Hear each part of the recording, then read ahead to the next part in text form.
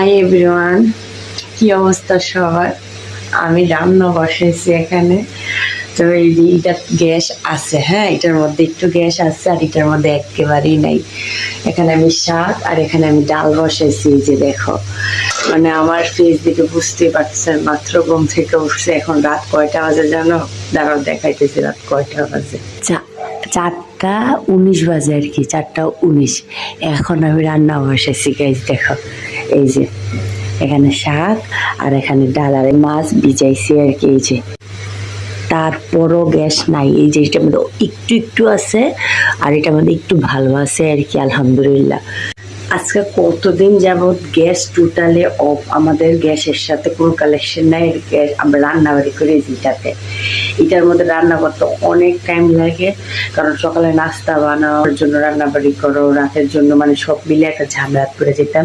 সেই জন্য আমরা রাইস কুকারে, এই যে রাইস কুকারে আমরা রান্নাবাড়ি করতাম। তারপর কিডনি আছে না, কিডনির মধ্যে আমরা ওই ডিম সিদ্ধ করতাম, দুধ চাল দিতাম, এমনকি ডাল পর্যন্ত আমরা কিডনির মধ্যে করতাম।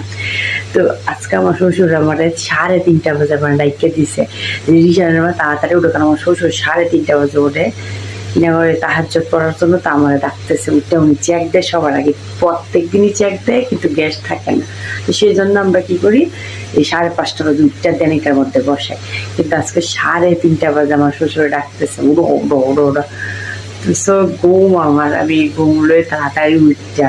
আমি রাতের বেলায় জোগাড়টা যেহেতু আমার এক চুলায়, মানে কারেন্টের চুলায় করা লাগে, তো এই জন্য আজকে আমি জোগাড় মোগাড় ছিল, এই যে মাছটা সব নামায় রাখছি, জাস্ট উঠতেই বসাই দিস। জানা আছে কতদিন ধরে যে গ্যাস নাই, রান্না করে যে কি কষ্ট, যা বলার মতো না। সব কারেন্টে করে, যত সব ইয়ে আছে যন্ত্রপাতি সবগুলা কারেন্টের দিয়ে করতেছে।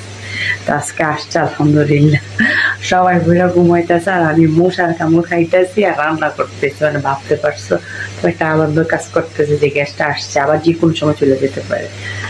কি একটা অবস্থা, 4টা বাজে আর আমি একটা কাজ করি।